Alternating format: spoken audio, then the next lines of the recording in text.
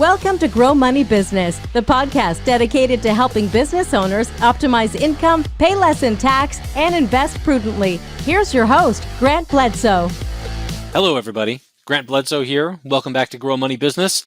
This week on the show, our guest is Jay Zigmont. Jay is a fellow financial planner and the founder of Childfree Wealth, which is a financial planning firm specializing in working with people who are child-free and plan to continue being child-free in the future. This is a really interesting conversation. We talked shop a lot.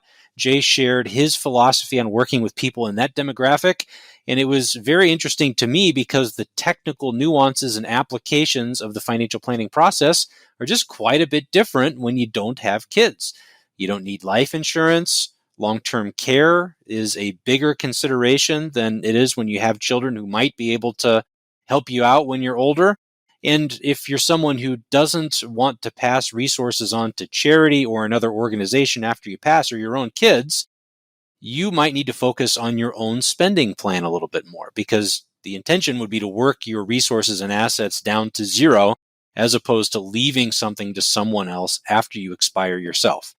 Jay is a really interesting guy. He's got a PhD in adult learning.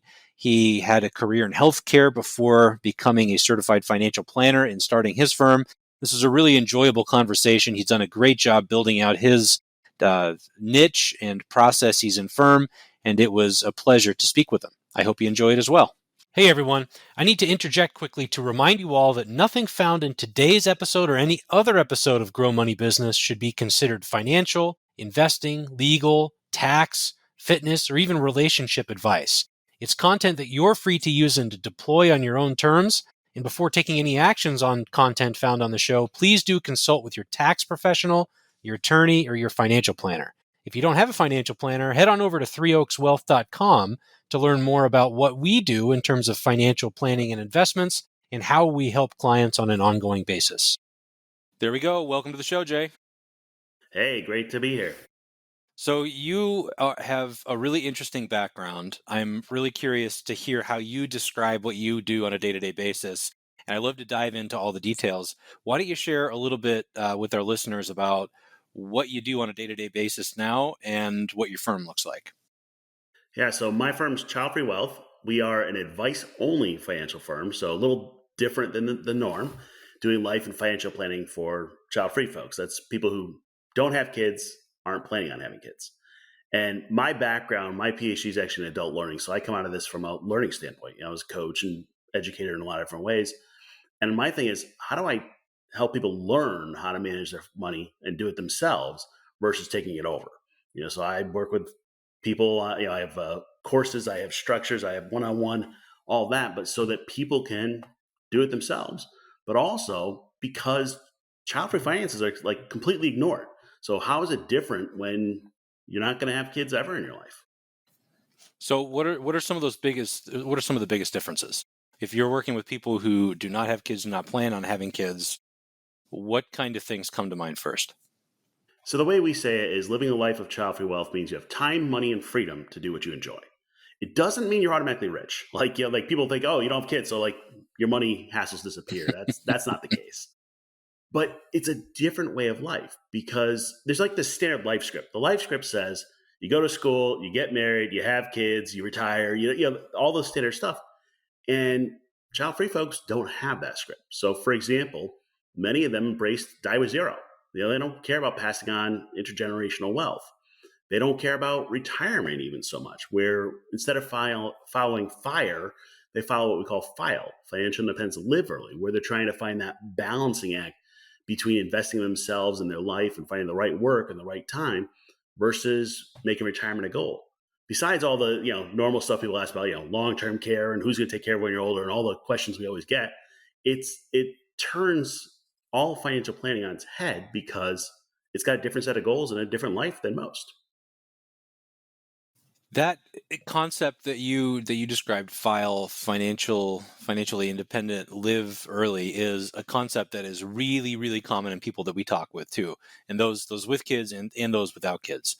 They don't mind grinding in the big hour every week corporate gig for a little while, but it's with some near to medium term goal of pulling back, doing something that they're more passionate about, maybe something in entrepreneurship, something in nonprofit or whatever, that gives them more flexibility to live the life that they want without the pressure to put a whole bunch of money away in the bank for the future. It's interesting to hear you phrase it that way, because it's really common in the people that we talk to as well.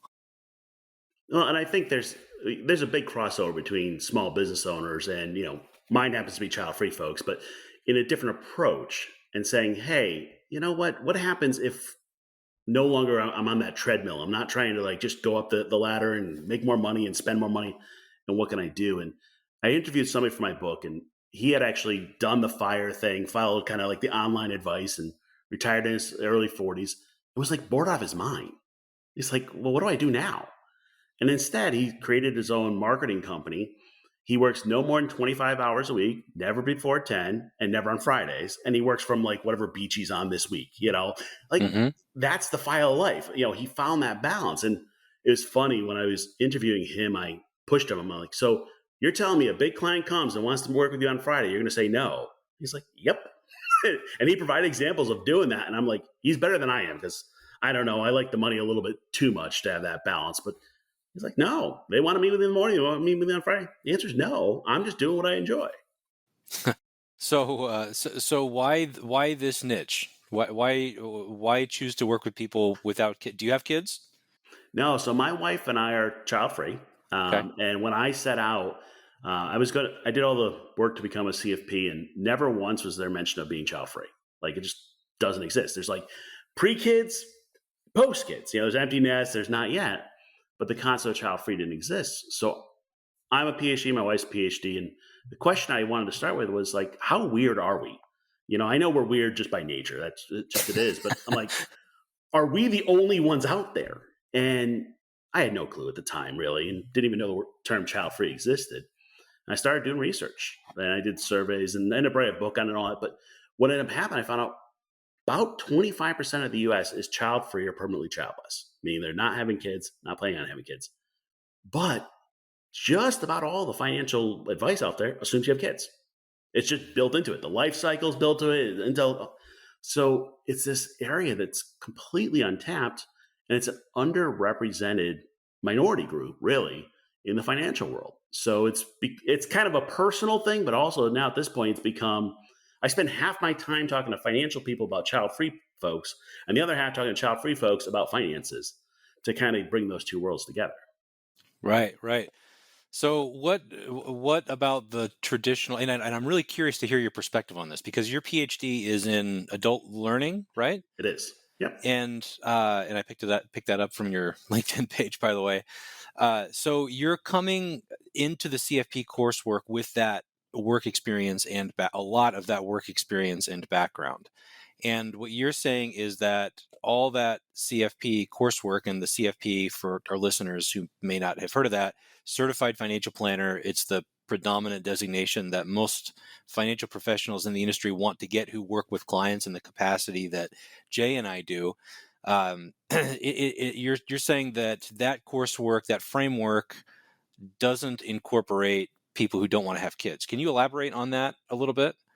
Well, let me spin this around. So, Grant, before I hooked up with you to do this podcast, had you seen anything in the financial literature about financial planning for people never having kids?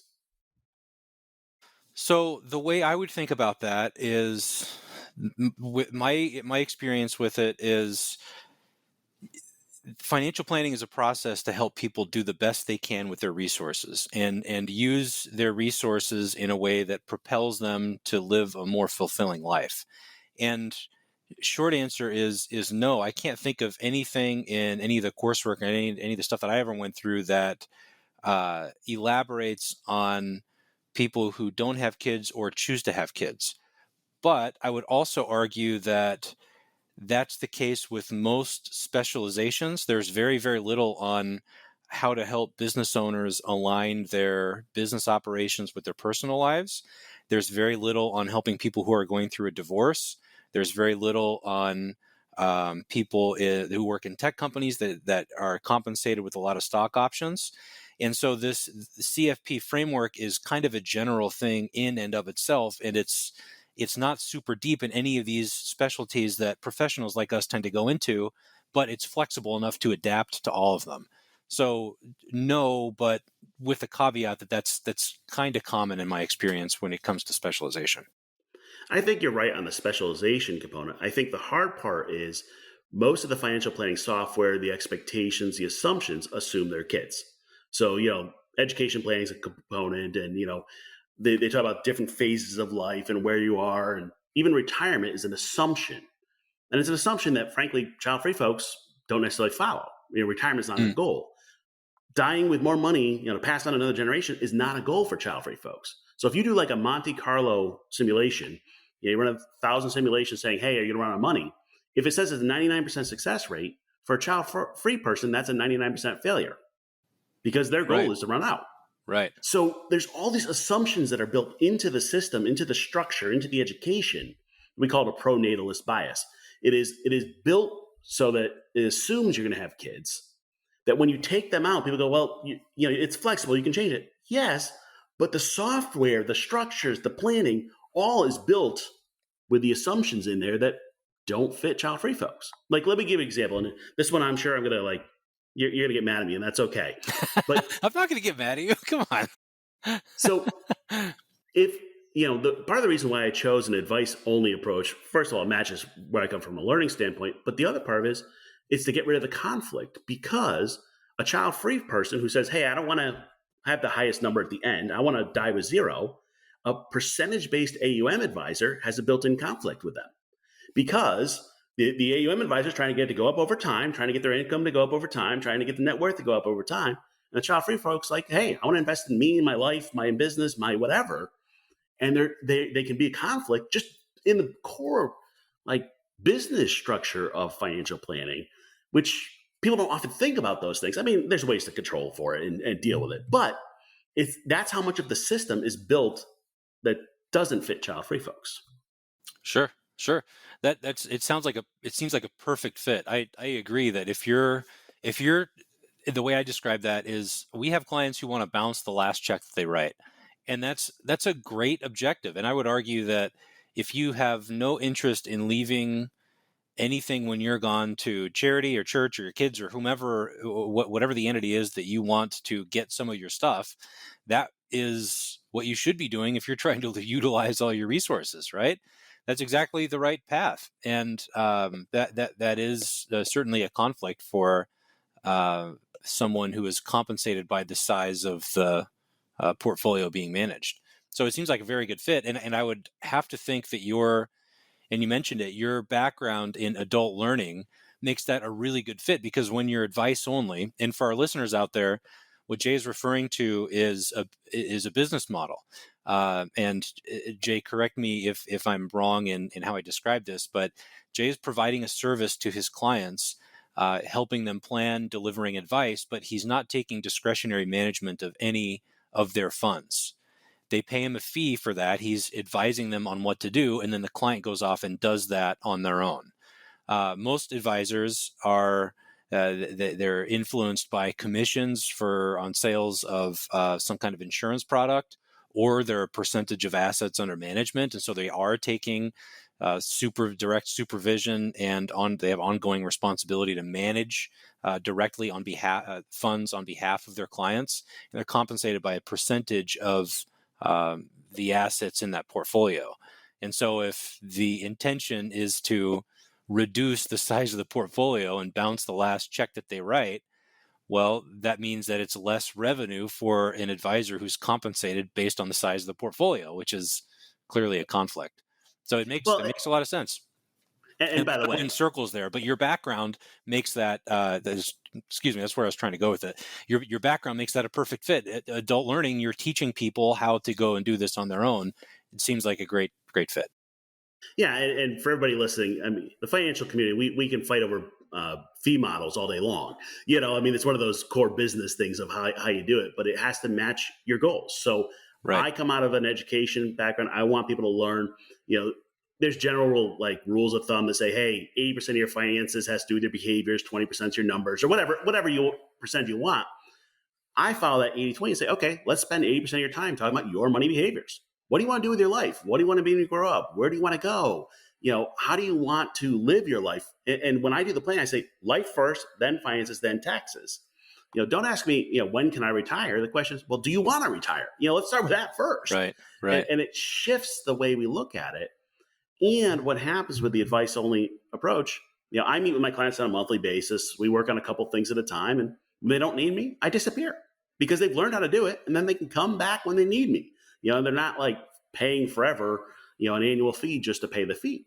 And I think it's a different mindset, but there's also that challenge, and business owners know this. You have to make your product match your clients, and you have to make sure the models match and everything else. And it all has to have a synergy in order for it to work. Yeah, absolutely. That product market fit is just imperative. So I have a funny anecdote about this. And when we were chatting beforehand, you mentioned that you didn't know of any other advisors that focused on this specialty. And for our listeners, financial professionals it makes our lives easier when we can focus on one homogenous group of people to deliver services to. And so from Jay and my perspective, if we have someone who comes in with, let's say they're an expat who lives in Australia and they have all these foreign asset reporting requirements and cross-border tax issues, that's stuff that I don't want to touch with a 10-foot pole because I don't know anything about it. And it's going to take a whole lot of energy for me to learn in a way that's actually going to be beneficial to the client. There's a big chance that I could make a mistake. I want to send that person to a specialist.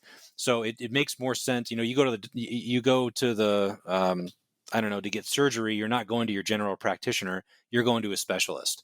And the financial community is veering in that direction towards specialization. And so for us as practitioners, it makes our lives a little bit easier. It means we can go a mile deep and an inch wide and be more effective and add more value to our clients. There are just a whole lot of benefits in niching down a little bit more. There's a problem with that in that a lot of advisors out there, a lot of professionals are reluctant to do so because it's kind of scary when you first start out. And when you're trying to build a client base and you don't have a whole lot of revenue coming into your practice, advisors are often reluctant because if they decide to focus on just tech professionals, well, what about the people who aren't tech professionals that I might not be able to work with? And the answer is, well, you probably weren't getting those people anyway, so you might as well focus and specialize a little bit more at the outset. Long-winded way of saying I have an advisor friend. I've met him a couple times. I call him a friend, great guy. I won't share his name. But he was trying to make this decision of who do I specialize in? What path do I go down? And he chose to specialize in people who are child-free. And I think that I think he lives in Tennessee somewhere. And so when you start developing these specialties, you hone your technical expertise, you try to immerse yourself in communities where that demographic kind of lives and exists either online or in person or whatever. And so he's networking around his local community and meeting people and everything. And somehow somebody along the way got his focus on child-free people confused, and word spread that he hated children. And that word spread around his local community, and some really bad feedback came back to him directly and online. And he got really he has kids. He loves kids. He's a great guy. And he got really freaked out about it and abandoned that specialty immediately because he felt like that negative publicity was so damaging that he just got away from it. Well, and by the way, he's not wrong. So, the challenge of picking a niche is then there's other people that say, well, what about whatever, So the only parents I take as clients right now are parents of my child-free folks, so they're parents. So I'm going the opposite way in generations of way that goes, because in that case, I'm really helping my child-free people take care of their elderly parents who are aging. Yeah. And there are all these assumptions that come with being child-free. So I'm in Mississippi, so same Southern issues as your friend.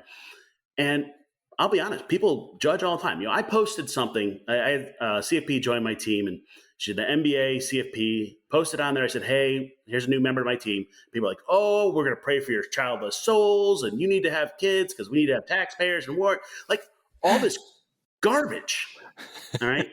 And it's normal, and it's one of those things that I believe Childfree is one of the last groups that's still okay to pick on. And in a post-Roe world that's gotten more political and all the other things, you have to be ready for that. And I'll be honest, my skin is not as tough as it should be, but people make these judgments left and right. I went to buy some financial planning software. I liked the software. I met with one of their executives. They said, hey, what's your niche? I said, I serve child-free folks. They're like, oh, you hate kids. And I'm like, dude, really? I mean, like, and there's just assumptions that come out there, which, by the way, is why people aren't serving child-free folks, because all the baggage that comes with it, I think, is part of it. But I think that means it's a group that needs that support. And, I think the flip side of it is, so, yeah, I picked a child-free niche. I wrote a book on it, did a bunch of press.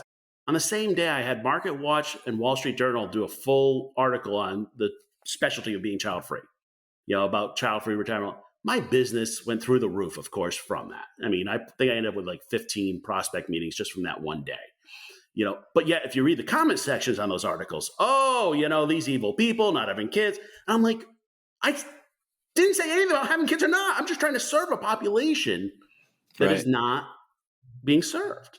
We're not recruiting people to be child-free. We're just saying child-free people need their own thing. Right. And what happens is, so I did some research on this of what happens when a child-free person goes to a financial planner. They get all this judgment. They're like, oh, you'll change your mind. Don't worry, the plan's the same, all these things.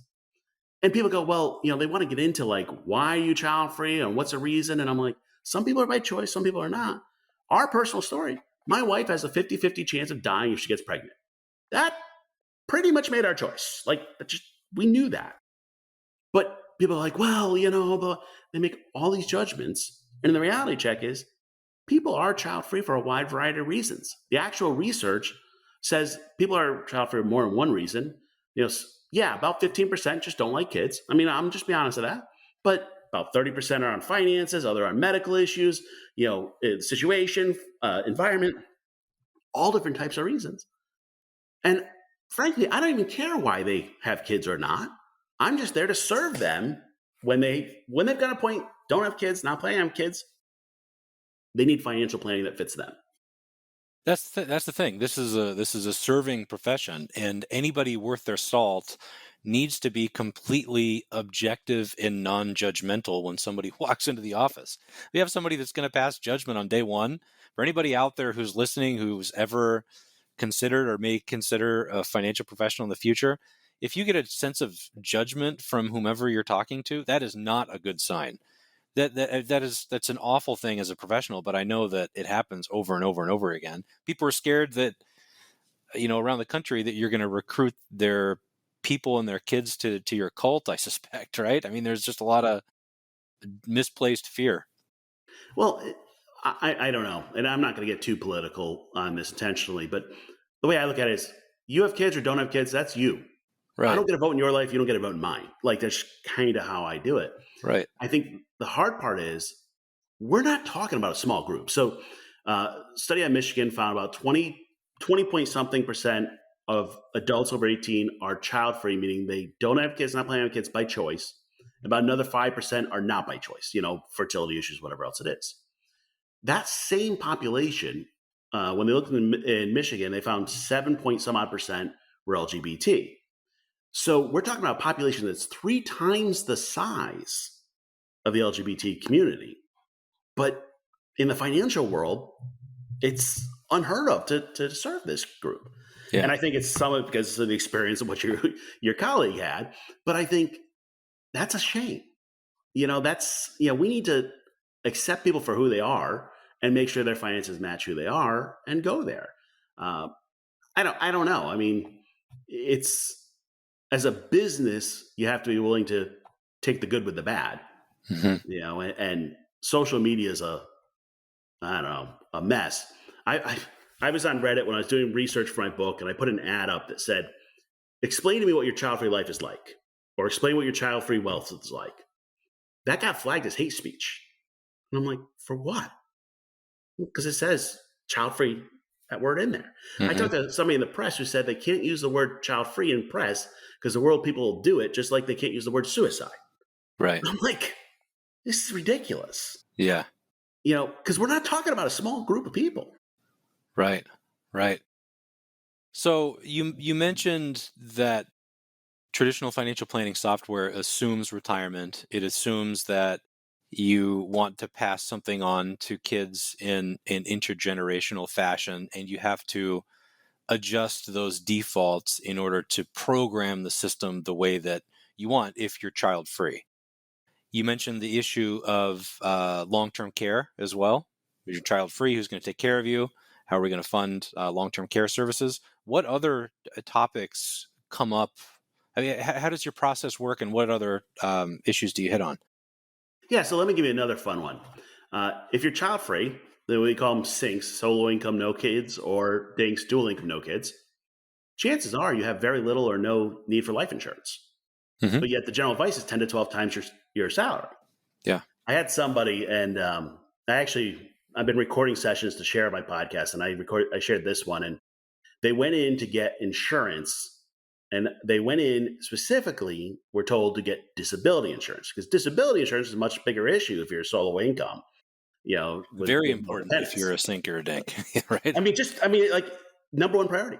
They went in to get insurance. They walked out with 6 life insurance quotes and no disability insurance. By the way, you can guess where the commissions are made. It's not on disability insurance.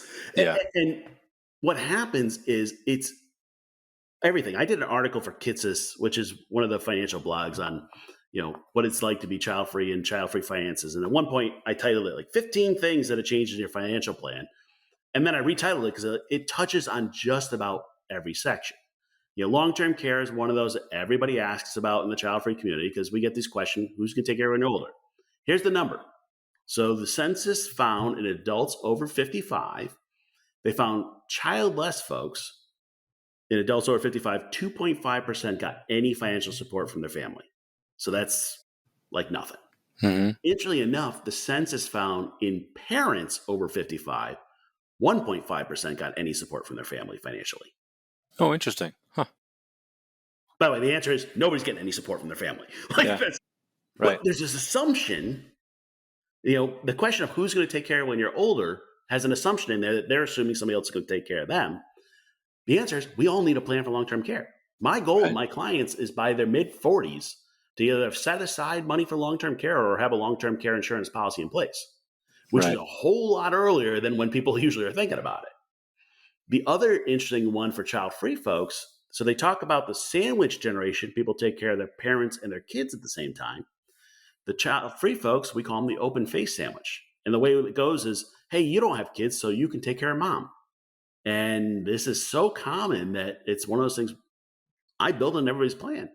Hey, what's your plan for elder care? Who's going to take care of your parents? They're like, oh, that's a big issue. I'm like, yes, it is. And we need to figure that out, because it may have more of an impact on their financial plan than their own choices. Right. So how do you quantify that then? If you want people to start setting money aside or obtain a policy a little bit earlier in life, how are you helping people figure out how much to put aside?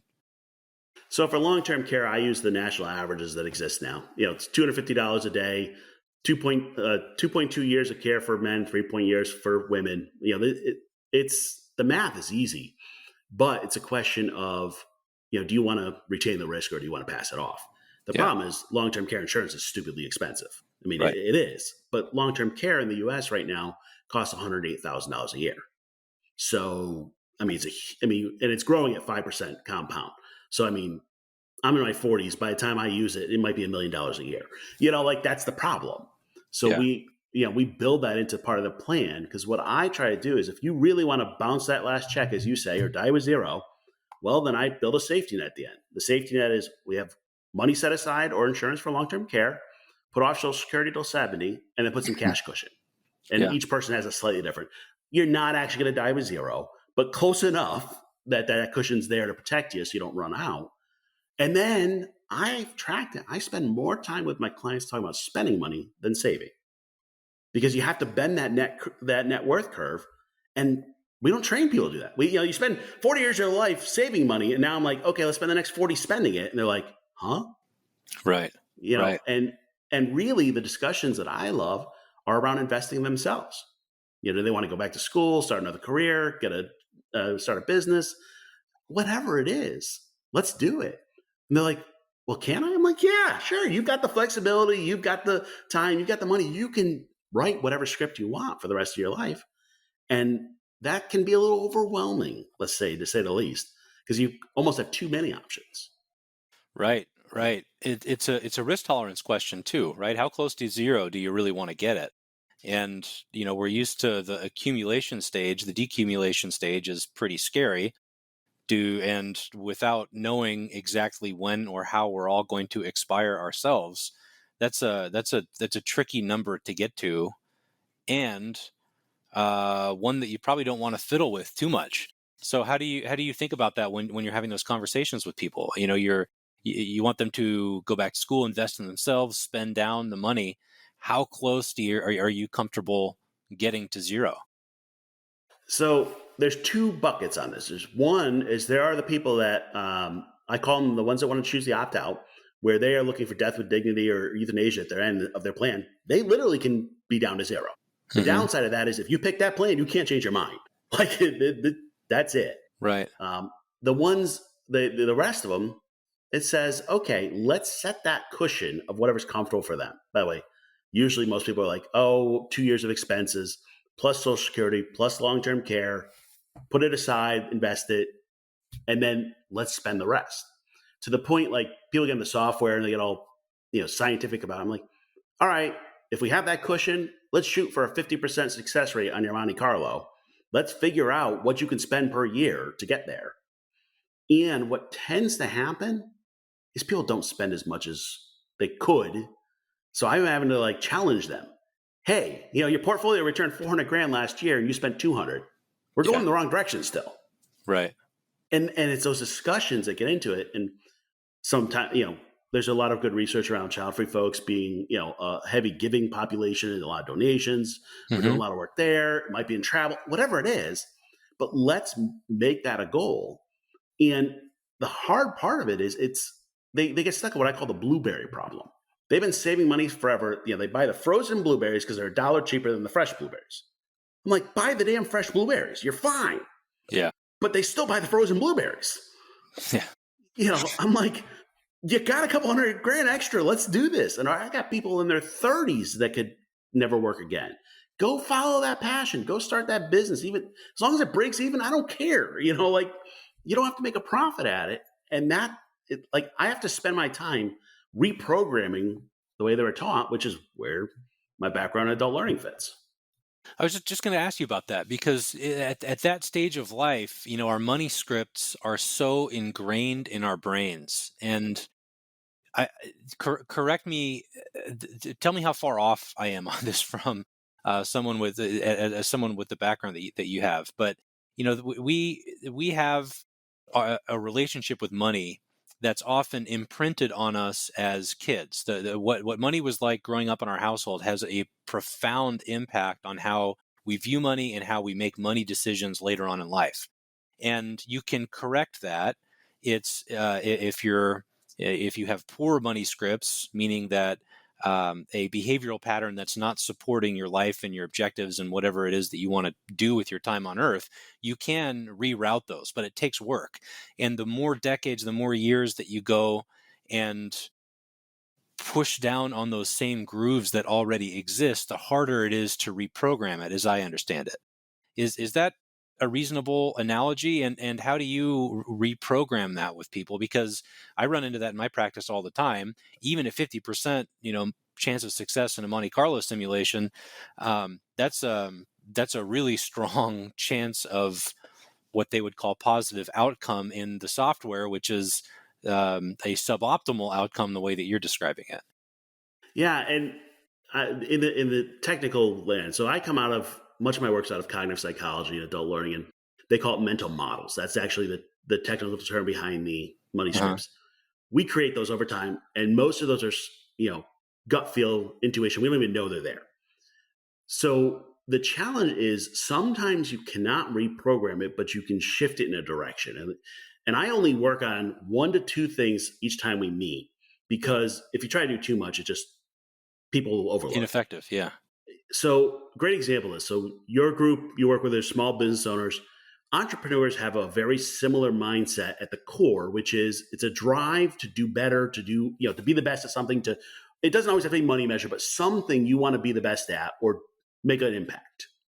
So what I would do with something like that is say, okay, I know you've been driving for a money goal for years. What happens if we shift it? So instead of being the focus on money, it's on lives touched. So we shift from a profit motive to a social motive or a giving motive, wherever their life goes. And what happens is you can shift the target, which is technically the surface of the mental model, but not change the structure of it. Mm-hmm. And what happens with that is if you shift the target, it still feels okay to them. They're still like trying hard. They're still working hard. It's really hard actually to get people to embrace FILE and really like get a balance between life and money. But I can say, okay, let's do this for a different purpose. And all of a sudden those overachievers in life are now overachieving in giving or in their volunteering or in fishing or boating. I don't care. Right. But you can shift the target. And that's the hard work, is really saying, what life do you want to live? And here's how to get there. I think the one that's surprising to me at first, but I've seen it so much now, getting used to it, is the amount of times I have a conversation with people and I'm like, okay, I've done all your numbers. You're fine financially. You're not going to run out of money, because that's a fear of everybody. Here's how we've protected that. Here's how we did the safety net. Now, what do you want to do with your life? And what they always do is then I meet with them monthly. They'll spend like next 2-3 months picking on my numbers. Well, what about this? What if this? What if inflation? What if and we'll run through all the what ifs. And at the end, I get to a point, I'm like, listen, I'm a PhD, MBA, CFP. You hired me to do this. I'm going through your numbers. You're fine financially. And then their head will kind of explode. And I'm like, so what do you want to do with the rest of your life? And that's that shift that like we've been taught, whether you call it the Protestant work ethic, the middle class work ethic, the rise and grind. We've been taught to do this. Now I'm going, do you want to do that for the rest of your life or not? And they're like, no. Well, then let's start working on it. And it's kind of 2 steps forward, 1 step back. We're doing the dance, but now we're making progress, on those higher, Maslow hierarchy of, self-actualization of kind of like, what's your impact on the world and all that, which, by the way, that's a luxury to be able to have that debate, but that takes a lot of work. Yes. Yes, it does. It's a huge mental shift. That's something that we're, just as practitioners, we constantly struggle with. You do the basic blocking and tackling, make sure that everything's going to be okay financially, and then getting to that next level of optimizing and really living your ideal, daily life. Like whatever your ideal vision of the future is, living that day in, day out is a massive jump that even if you have the capacity to do it, is just uncomfortable for people because they just feel guilty. They're used to the rise and grind kind of attitude, and that's just a massive shift. That's kind of have to play benevolent psychological tricks on people to get them there, which is just kind of part of the gig. Yeah, I call it the child-free midlife crisis in my example, which is you hit your personal, professional, financial goals. Then what? Yeah, it's the dog who caught the car. Mm-hmm. Like, now what? And now if you have kids, what usually happens is your goals shift to your kids. And now you're trying to take care for them. You're trying to get them best schools and get them prepared. But if you don't have kids, you're actually forced to go, and what am I doing now? Right. And that's hard. That's why what I do, I call it life and financial planning, because I don't think you can separate your life from your finances. And, Carl Richards talks about it as the gap between what you say you're doing versus what you are actually doing. Mm-hmm. I live in that gap. You say you want more for your life. I call it Marie Kondoing your life. Get rid of things that don't bring you joy. Focus on the things that bring you joy. Mm-hmm. Let's do that. And that, I don't know, it blows up people's brains. And then they come back like, all right, I made 1 step. I bought the blueberries. I'm like, great. You spent $1. Now we got to figure out what you want to do with the rest of it. Right. So how did you make the decision to get into this work? You spent a long time obtaining the PhD and in adult learning. Why make this transition? So I actually spent most of my career in healthcare. And anyone that's ever worked in healthcare, you get up to the executive ranks, it sucks. Okay. I got into healthcare because I want to serve patients, but healthcare is really all about finance. Even in nonprofit organizations, it's all about finance. So I decided, all right, let me figure out what I enjoy, what I not. That was my child-free midlife crisis. Quit that. That's it. I'm burnt out. And I'd hit my goals, and I was like, you know what? What I'm good at is helping other people get to their goals, whether it's coaching and teaching, learning, helping people. And I started doing, life coaching, career coaching, executive coaching. There's good, bad, and ugly there. And financial coaching is one of those that people are willing to pay for and dig in. Life stuff is more important to me than finances, but people pay for finances. That's just kind of how it works. And financial coaching is in a weird gray area about regulatory and all that. And I'm like, yep, I got to go become a CFP and become an investment advisor. And I didn't know all of the compliance BS that you had to deal with, but to get there, which is why my advice only model looks a lot like a coaching model, because that's where I come from. So what I did was I said, okay, my skills in helping people change their mindsets, finance is a huge area that needs it. Let's dig in. And I'll be honest, I didn't know how it would go. I had a lot of initial luck of turning people around. I started off in the debt-free world and debt-free coaching and doing all that and getting people out of debt. It's really cool. I also did a lot of work in healthcare and disability because that's where I came from. Mm-hmm. Unfortunately, those people need help, but they often can't afford it. So that's the balancing act. Mm-hmm. So now I'm focusing saying, all right, how do I help this population learn? And it works. It works for me. I think the hard part is I'm now trying to grow the firm and teach others and model this for others and, kind of can what I've been doing. That's going to be my challenge for the next, probably 10 or 15, 20 years. But it's a matter of how do we get there? And I think what I like is people talk about 80% of it being behavioral. I spend 80% of my time on the behaviors. The money stuff, I can throw in the systems and do plans in no time. That's the easy part. I can make you an investment plan, no problem. Easy, simple passive investing, no biggie. All right, how do you spend your money? How does it impact your life? That's the fun stuff. And it just happens to fit where I came from. Yeah. The technical stuff is the table stakes. The behavioral, the psychological, the communication aspect of it. That's what separates the experts from the novices, and that's where the art really is. So what do the next couple of years look like for you then? I'm sure you've had some of these debates. When I started my firm, I had said, hey, I want to grab my 50 clients and tuck in and be in, just good with my 50 and let it go. Then I found there's a lot more need than I ever thought. So now I'm trying to find the balance of serving a larger population. And I've set up now, I have a self-directed and group product where people can learn on their own or a one-on-one, and I'm growing both because the need for child-free folks is so big. I'm actually hoping a whole bunch of other financial planners come into the field to help child-free folks, because it would take a little bit of the weight off my shoulders in my mind, and I could settle in and enjoy the business a bit more. Mm-hmm. But when there's such a big need, it's hard, because you can see it and you can hear the people and you want to help them. But my personal big debate is, how do I find the balance? I haven't figured that out yet. Maybe you'll figure it out before I will, and you can teach me how to find that balance. That's the constant struggle. It's a constant struggle helping our clients get there. It's a constant struggle personally, but it is possible. For me personally, we have 3 kids. They're young, and so prioritizing that balance is a very high priority for me right now. And so work stays at work. I've got explicit boundaries there, and that helps a lot. The whole time blocking stuff helps a lot, but it's an evolution like anything. You do your annual strategic planning and all that, and that's certainly a part of it. But it's a fun ride, right? I mean, you have an opportunity to truly serve people and have a profound impact on their life, hopefully a positive impact if you're doing it properly, which you clearly are. But we definitely need more people in the industry. So shout out to all the young people out there listening to this, because It's a wonderful career. You can really help people. You can make as little or as much money as you want and work when and how and where you want. And that's really the only profession where all those boxes kind of coexist. Yeah, and I think the thing to remember is the CFP is a checkbox. It's a certification. It's a minimum. Mm-hmm. The experience in working with somebody and mentoring, I have somebody right now who I'm mentoring through the process, and she's sitting in all the meetings and I'm helping her to learn and all that. That's where the real hard work is. Mm-hmm. The financial numbers, that's what's in the CFP exam. They've now changed a little bit of behavioral, but you need to actually go do it.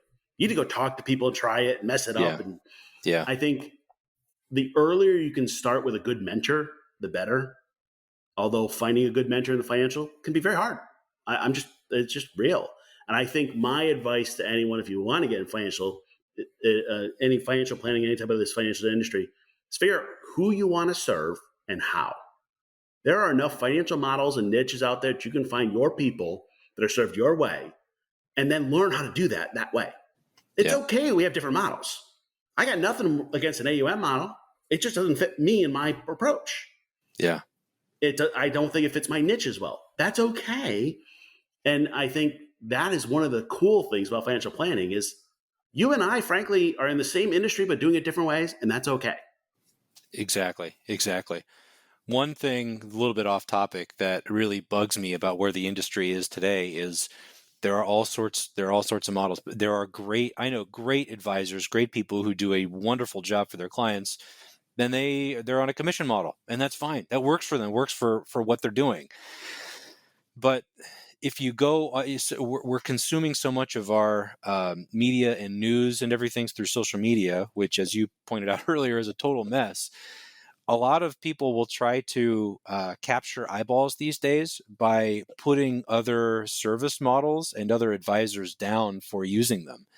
And that just sheds an awful light on the industry as a whole and turns people off to the industry and just bugs the hell out of me.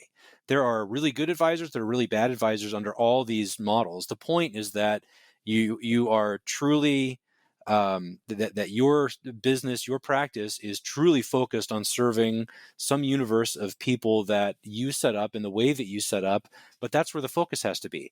The business model is related to that and should fit that whatever it is that you're trying to do in your practice. But there is no good or bad. There is just different, and like weird is good, different is good, right? That's where there's huge opportunity, and it really, really bugs me when professionals put each other down online, because we need more young people in the industry, and that's not a good way to promote it.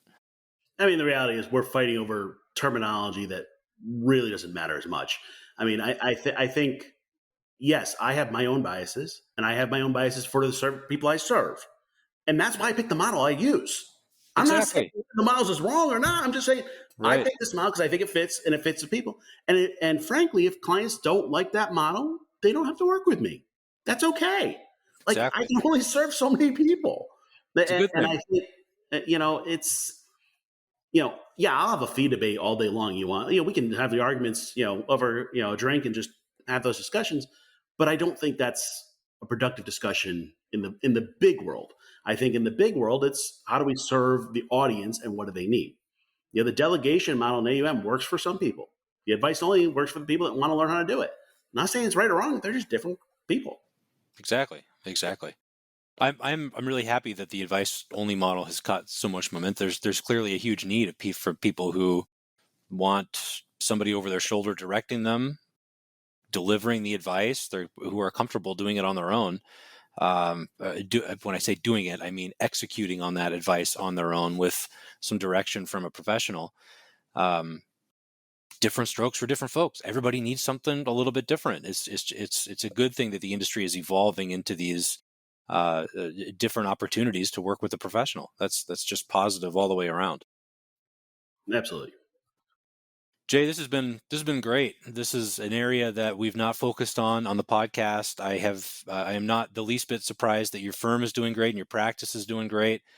People who want to hear more from you or check out your model, your process, your practice, where should we direct them?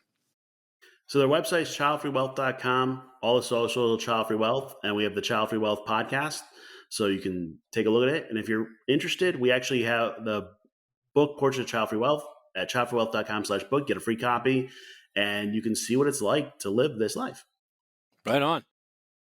Well, thank you, my friend. This has really been great. Any parting words here before we adjourn for the day? Thanks for having me, and I appreciate the willingness to dig into what can be a challenging topic, but it's an underserved population. I am excited to do it and would love to continue the discussion here in the future. Thanks for having me.